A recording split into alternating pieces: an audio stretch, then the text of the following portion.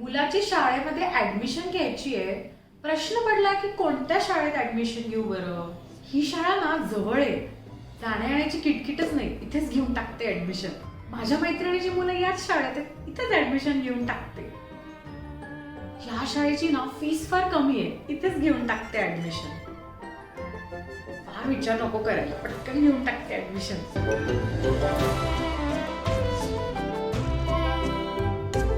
No idea.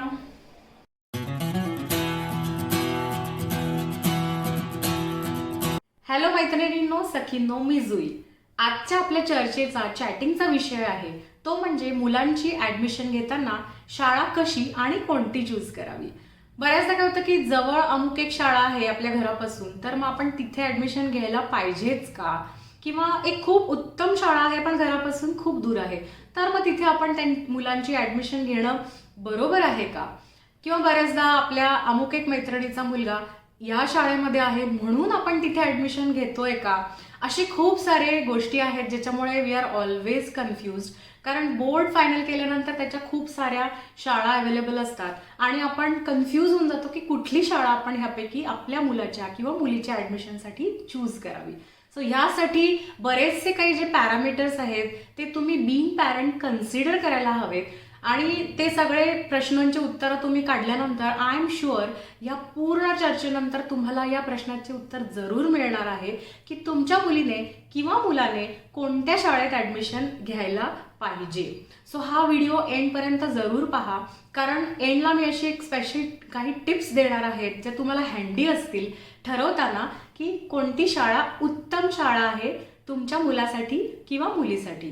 So stay tune. चला मग निवांत चॅट करूया शाळा कोणती चूज करावी मुलांच्या ऍडमिशनसाठी या विषयावर. बोर्ड चूज केलाय ना, नसेल तर काळजी करू नका. माझ्या चॅनलवरती ऑलरेडी मी बोर्ड कसा चूज करावा ह्यासाठी एक व्हिडिओ अपलोड केलेला आहे, तो तुम्ही जरूर बघा. त्याची डिटेल्स मी इथे दिलेले आहेतच. सो बोर्ड चूज करून झाला. आता ह्या बोर्डच्या नुसार आपण एक 6 शाळा तरी शॉर्टलिस्ट केलेल्या असतात. आपल्याला माहिती असतं की ह्या मेन कन्फ्युजन काय असतं की या 5-6 शाळा ज्या आपण शॉर्टलिस्ट केलेल्या आहेत त्यापैकी कुठली शाळेमध्ये आपण ऍक्च्युअलमध्ये ऍडमिशन घ्यायची. तर मी आता हे सगळे पॅरामीटर्स डिटेलमध्ये डिस्कस करणार आहे. ज्यानंतर तुम्ही काय करा की वहीपेन घेऊन बसा. ह्याचे प्रश्नोत्तर जसं जसं मी डिस्कस करते तसं तसे तुम्ही लिहून काढा आणि एक एक शाळा उडवत जा. म्हणजे 6 शाळांपैकी 5 शाळा डॅन गेल्या, एक शाळा राहणार आहे जी तुमच्या मुलाच्या ऍडमिशनसाठी किंवा मुलीच्या ऍडमिशनसाठी योग्य शाळा आहे.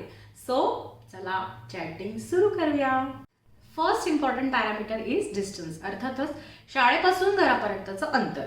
लेस दॅन 1 किलोमीटर आहे बेस्ट ऑप्शन आहे, पण शाळा पण चांगली पाहिजे ना. आणि 1 to 5 असेल तरी उत्तम, पण 5 किलोमीटरपेक्षा जर जास्ती शाळा दूर आहे, येण्या जाण्यासाठीच 1-1.5 तास ट्रॅफिकमध्ये वेळ लागतोय, अशी शाळा चूज करू नका. कारण तो जो एक्स्ट्रा वेळ मिळतोय जो त्यांचा ट्रॅव्हलिंगमध्ये जातोय त्यामुळे ते थकून जातात, त्यांचं अभ्यासावरती लक्ष कमी होतं. उलट तो वेळ तुम्ही सेल्फ स्टडीमध्ये फिजिकली त्यांना फिट करण्यामध्ये घालवू शकता. सो दूरची शाळा चूज करू नका. The second important factor is teachers. अर्थातच स्टुडंट आणि टीचरचा रेशिओ काय आहे. 1 teacher to 80 students, 70 students, don't go for it. कारण मग मुलांना इंडिव्हिज्युअल अटेन्शन मिळणं डिफिकल्ट आहे. 1 to 40, 1 to 35, 1 to 30 decent ratio, go for it. कारण की मग इंडिव्हिज्युअल अटेन्शन तुमच्या मुलाला किंवा मुलीला जरूर तिथे मिळणार आहे. Second thing is while choosing त्यांचा जो टीचरचा स्टाफ आहे, शाळेने कुठल्या क्वालिफिकेशन बेसिसवर तो चूज केलेला आहे हे देखील तुम्ही बघणं आवश्यक आहे. कारण टीचर्सकडूनच मुलं शिकणार आणि त्यांचं ज्ञान वाढवून त्यांची उत्तरोत्तर प्रगती होणार. थर्ड थिंग इज टीचर्सचं टेक्निकल स्किल, की how very much well equipped they are with the technical knowledge. मग बी इट हँडलिंग तुमच्या आजकाल नवीन जे ॲप्स आलेले आहेत, बऱ्याचशा शाळा ॲप्स लॉन्च करतात आणि ॲप्स थ्रू आपण त्यांच्याशी टीचरशी बोलू शकतो. So are they really well educated to handle these apps, queries ज्या येत आहेत त्या. सो ह्या सगळ्या गोष्टी कन्सिडर करणं देखील आवश्यक आहे. The third important parameter is clubs. Clubs म्हणजे की apart from the syllabus curriculum extra curricular activities कोणत्या शाळेमध्ये अवेलेबल आहेत, GK आहे का, फिटनेसशी रिलेटेड कुठला क्लब त्यांच्याकडे अवेलेबल आहे का, त्याचबरोबर कम्प्युटर आणि पब्लिक स्पीकिंग. येस, आजकाल तुम्ही कुठल्याही फील्डमध्ये जा, तुम्ही टीममध्ये काम करता, so public speaking is plays very important role in the career of your kid. सो असे कुठले वेगवेगळे क्लब्स तुमच्या जी शाळा तुम्ही चूज करणार आहे त्यामध्ये अवेलेबल आहेत आणि तुमच्या मुलाचा इन्क्लिनेशन त्यापैकी कुठल्या क्लबमध्ये आहे आणि तो क्लब खरंच अवेलेबल आहे का, हे देखील तुम्ही जरूर बघायला पाहिजे. So the third parameter is clubs. Extra curricular activity cover करणारे हे जे क्लब्स आहेत, that is the third parameter. The fourth very important parameter here is infrastructure. अर्थातच शाळेची बिल्डिंग, शाळेतला जो वर्ग, क्लासरूम जे आहे जिथे तुमचे मुलं अभ्यास करणार आहेत, त्यांच्या आयुष्याचा खूप मोठा कालावधी जिथे ते स्पेंड करणार आहेत. सो क्लासरूम, त्याचबरोबर ग्राउंड आहे का तुमच्या शाळेला जिथे स्पोर्ट्स ॲक्टिव्हिटीज होणार आहेत, सो ते आहे का, त्याचबरोबर labs, computer, O my God, computer lab is must. So computer lab आहे का, त्याचबरोबर सायन्सचे डिफरंट एक्सपेरिमेंट्स जे कंडक्ट होणार आहेत, त्यांना जे प्रॅक्टिकल नॉलेज मिळणार आहे त्याशी रिलेटेड ज्या लॅब्स आहेत त्या वेल इक्विप्ड आहेत का, जो आपण क्लासरूम्स ज्या आहेत सगळ्या त्या वेल एरिया आहेत का, म्हणजे व्हेंटिलेशन चांगलं आहे का, तिथे लाईट चांगला येतोय का. सो ह्या सगळ्या गोष्टी देखील कन्सिडर करायला पाहिजेत. तुम्ही कुठलीही शाळा चूज करण्याआधी जरूर कॅम्पस व्हिजिट, जी टूर अवेलेबल असते, आजकाल सगळ्या शाळा अशा टूर्स अवेलेबल करून देतात, सो ती टूर तुम्ही जरूर घ्यायला पाहिजे. It's a must. So please do visit the campus, the infrastructure, classrooms, everything. एकदा तरी तुम्ही ती व्हिजिट जरूर करा आणि त्यावर बेसिस तुमचा फायनल निर्णय जरूर ठेवा. म्हणजे हा कन्सिडर करा point, and that is infrastructure. त्याचबरोबर टॉयलेट्स क्लीन आहेत का, कारण की hygiene is very important. So toilets हे खरंच क्लीन आहेत का, त्याचबरोबर आजूबाजूच्या परिसरामध्ये maybe if possible parking space आहे का, कारण पिकअप, ड्रॉप, बसेस, पार्किंग, ट्रॅफिकमध्ये खूप ह्या गोष्टींमुळे केऑस होतो. So all these factors are really important while finalising the school for your kid. So infrastructure. So the next important factor here is interaction with parents. टीचर्सचं पॅरेंट्ससोबतचं interaction कसं आहे. आता याबद्दल तुम्ही स्टडी कसा करणार, डायरेक्ट सगळ्या शाळा तर अशाच सांगणार आमच्या इथे एकदम भारी इंटरॅक्शन असतं, टीचर्स खूप अटेन्शन देतात, काहीच प्रॉब्लेम होणार नाही वगैरे वगैरे.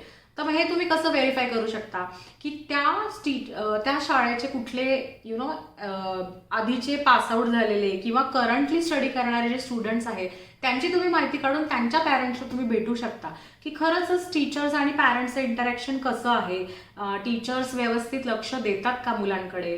त्याचबरोबर काही पॅरेंट टीचर्स असोसिएशन आहे का, कारण की बऱ्याचदा काय होतं की आपले बीइंग पॅरेंट खूप कन्सर्न्स असतात, ते सगळे कन्सर्न्स प्रत्येकजण जाऊन शाळेमध्ये सांगू शकत नाही. सो अशा शाळांमध्ये पॅरेंट टीचर्स असोसिएशन्स असतात जिथे व्हॉलेंटरीली किंवा इलेक्टेड पॅरेंट्स, त्या ॲक्च्युअल पॅरेंट्स, स्टुडंट्स जे स्टडी करतात त्यांचे पॅरेंट्स त्या असोसिएशनचा एक पार्ट असतात.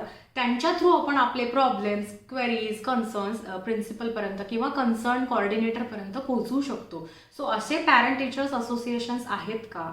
त्याचबरोबर पॅरेंट टीचर्स मीटिंग्स ज्या आहेत ज्याच्यातनं ॲक्च्युअलमध्ये आपल्याला मुलांचा फीडबॅक कळतो, त्यांची प्रगती कळते. काही आपले प्रॉब्लेम्स असतात की अमुक एका विषयावरती स्पेशल अटेन्शन टीचर्सने द्यावं असं आपल्याला वाटतं. ह्या सगळ्या गोष्टी आपण पॅरेंट टीचर्समध्येच त्यांच्यापर्यंत पोहोचवू शकतो.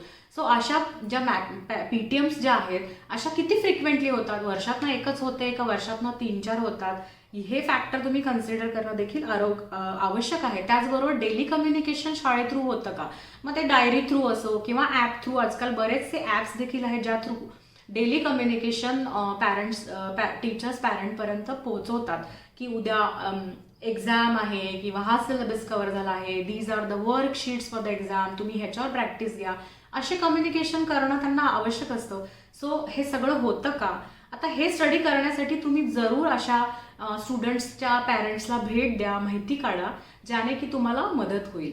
So this is also important factor की interaction of teachers with parents किती आहे आणि कसं आहे. The next important factor is peers in the school, अर्थातच त्यांचे क्लासमेट्स. आता काय होईल की समजा आपण एकदम डिफरंट कल्चरल बॅकग्राऊंडच्या मुलांसोबत जर आपल्या मुलांना पाठवलं, it's not gonna be easy for them. त्याचबरोबर डिफरंट फायनान्शियल, खूप डिफरंट ड्रास्टिक डिफरन्स आहे फायनान्शियल बॅकग्राऊंडमध्ये. Not going to easy for them. त्यांच्यामध्ये एक इन्फेरियरिटी कॉम्प्लेक्स डेव्हलप होईल. फॉर एक्झाम्पल, आपण जातो आहे एक एक्स गाडीने जातोय, समजा i10ने गाडीने जातोय, आणि तिथले मुलं येतात BMWने, मर्सिडीजने. Oh my God, financial peer pressure develop होणारच तुमच्या मुलांमध्ये, आणि मग ते इन्फेरियर फील करायला सुरू करतील की या मुलांकडे हे सगळे माझ्याकडे का नाही आहे. सो आपल्याला असं कॉम्प्लेक्समध्ये त्यांना म्हणजे टाकणं अवॉइड करायचं आहे. सेकंड थिंग इज की कल्चरल डिफरन्स. सो आपण एका एक्स कल्चरमध्ये आपल्या मुलांना घरून एक त्यांना एक त्यांचं अपब्रिंगिंग असतं, आणि त्याच्या एकदम विपरीत आपण वेगळ्याच कल्चरच्या एखाद्या शाळेमध्ये जर त्यांना टाकलं तर त्यांना कोप अप करणं खूप अवघड जाणार आहे. ते जे अगेन त्यांच्यामध्ये सगळेच मुलं जर त्या कल्चरल बॅकग्राऊंडच्या असतील तर मग त्यांना इन्फेरियरिटी कॉम्प्लेक्स डेव्हलप होणार आहे, आणि आयुष्याचं कमीत कमी 10 वर्ष कालावधी अशा वातावरणात त्यांनी स्पेंड करणं चुकीचं आहे. सो फायनान्शियल बॅकग्राऊंड, पियर्सचं जे आहे ते तुम्ही जरूर चेक करणं आवश्यक आहे. त्याचबरोबर कल्चरल डिफरन्स जास्त असू नये. ज्या लेवलवरती आपण आहोत साधारण त्याच लेवलवरती कल्चरल लेवलवरती ती शाळा असणं आवश्यक आहे. आणि एक एक आपलं ग्रास्पिंग पॉवर लेवलवरती देखील एक सेम लेवलवरती जर सगळे मुलं असतील, काही एकदम एक्स्ट्रीमली इंटेलिजंट आहेत किंवा एक्स्ट्रीमली डम आहेत, अशा देखील ॲज कम्पेअर्ड टू आपला मुलगा किंवा मुलगी, सो अशा शाळेमध्ये देखील तुम्ही ॲडमिशन नाही घ्यायला पाहिजे. So financial background, cultural difference, त्याचबरोबर एक लेवल ऑफ ग्रॅस्पिंग, हे सगळ्या गोष्टी सेम लेवलवर असणं आवश्यक आहे. So this is also important parameter, that is peers, how they are in the school. एखादी फॉरेन लँग्वेज जर आहे तर that is additional plus point for the school.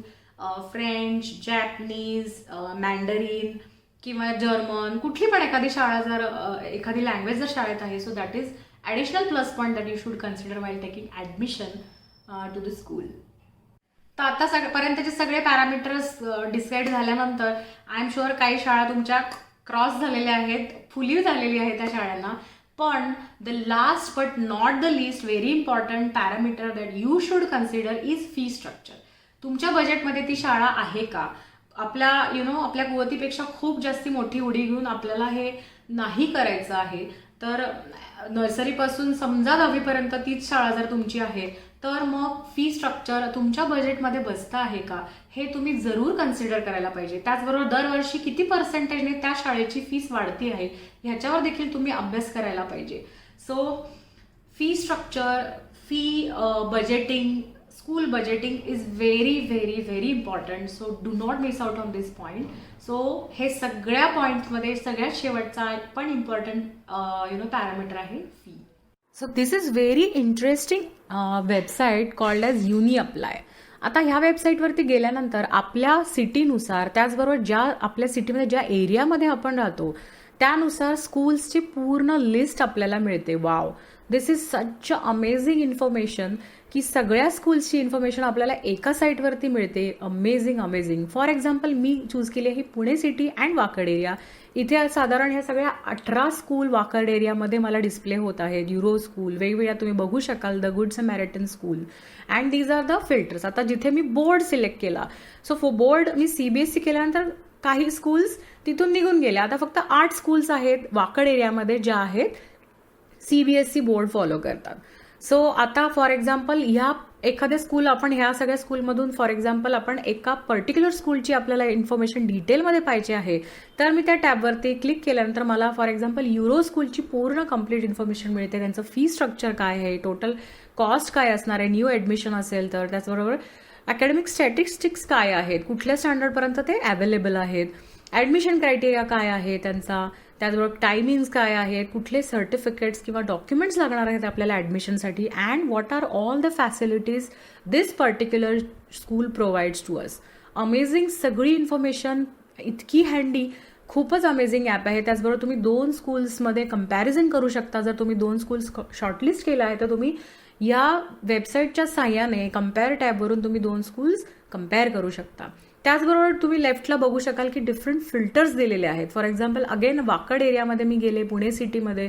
हे फिल्टर तुम्ही बघाल लेफ्ट साईडला. पहिला आहे एलिजिबल स्कूल्स, म्हणजे तुम्हाला कुठल्या पर्टिक्युलर स्टँडर्डला तुम्ही चूज करू शकता. मंथली फीस, तुमचं जे बजेट आहे ते तुम्ही चूज केलं की त्यानुसार स्कूल्स तुम्हाला डिस्प्ले होतील राईट हँड साईडला. अमेझिंगली सुपर इन्फॉर्मेशन असलेली वेबसाईट, तुम्ही जरूर ट्राय करून बघा.